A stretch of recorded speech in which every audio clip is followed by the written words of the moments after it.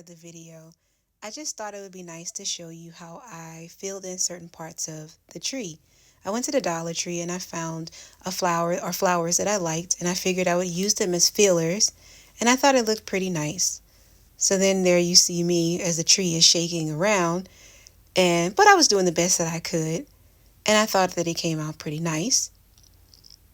And as I was looking at it, I saw that it was shaking, so there I am giving it the stink eye. But I feel like overall I did a very nice job, and I enjoyed putting the tree together, and it was cool. So with my ornaments, I just really kind of just take whatever I like, wherever I see it, dollar store, anywhere. And one thing I noticed is when you get the cheaper ornaments, even though they're really, really nice, they're cheaper. So what ends up happening is they come without the little hanger. So generally you might get the little small, I don't know if you can see that on camera, but it's really small little string that you have to sit there and tug on it and figure it out. And it's really frustrating. Sometimes you end up pulling off the little stem at the top. So what I like to do, I buy these little hooks. Big Lots sells them, probably even, well, Walmart probably sells them, places like that. So anyway, I get the ones to get the hooks. So I get the big hooks, and I get the small hooks, and you know, different colors. They also come in green. And with the green ones, I take them and they usually look like this. Yeah. Has a big side and a smaller side. So I take the smaller side and I push it through and hook it. And then when you finish, it's kind of like this. Looks like that. And it's not like perfect, but is that really what we are looking for? You can't see this part of it. So you just clip it in, and when you clip it in, then you don't see it. It's not visible on the tree because it's the same color as the tree. Anyway, just thought that was a cute little tip that might help someone. You know what? I like Christmas time. Christmas time for me is about different things, different memories that I have. For instance, I'm a person that went to church all of my childhood. So I have a deep connection with the church and just with religion in general. And then on top of that, we did fun things at my church, which also made it great. It made it like you really wanted to be there, because it's like a family.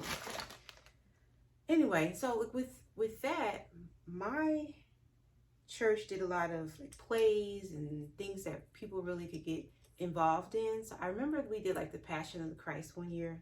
I was probably still like a teenager at the time, and that really was a cool experience.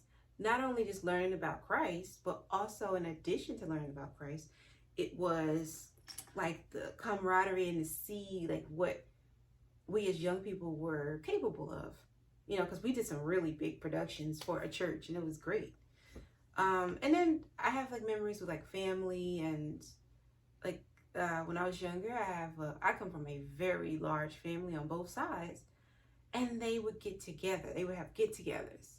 So on one side, it would be more so like both holidays, but more so Christmas.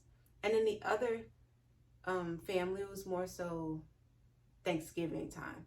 So but anyway, this holidays and just all of my cousins and just uncles, aunts, grandparents, all those types of things. It just was great to be in those types of environments growing up.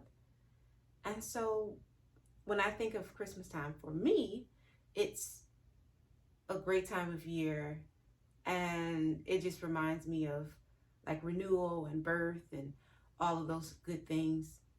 But I understand that for some people, the holidays may not necessarily be the best time of year for you. And so in those cases, you know, try to think of some things that bother you about this particular holiday, or just the holidays in general. What's something that bothers you about the holidays? And whatever it is that bothers you could possibly be a warning sign or a clue. It's a clue to any triggers that you have.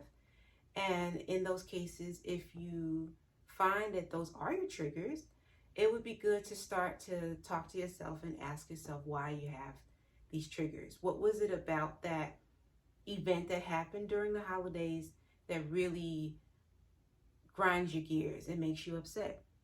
And then from there, then you have self-awareness, and that self-awareness can help you to start to think about your current situation and how does it show up in your current situation. Are you kind of triggered by certain things that happen now around the holidays? And so when people do those things, it kind of triggers those old emotions, and your behaviors follow suit. So if you just, notice that about yourself, it might be a good idea to start thinking about how that affects how it affects you when you're younger, of course, but how it's affecting your current life. And then once you have that self-awareness, then you can start to build upon it. In addition to those things, it's always good to seek therapy out, and with the right therapist, what I just kind of talked about, you and that therapist can figure out the next steps from there. At some point, I feel like I might make videos, and those videos could help you along your journey. So I can take what I have talked about today and maybe possibly put it in videos to answer more questions. At some point, I might do that. But for now, like I said, to take that information and do with it what you will. But if you are going to therapy and this is something that is definitely a trigger for you, maybe you want to talk to your therapist about it and see how it goes. I hope that helps. Kisses.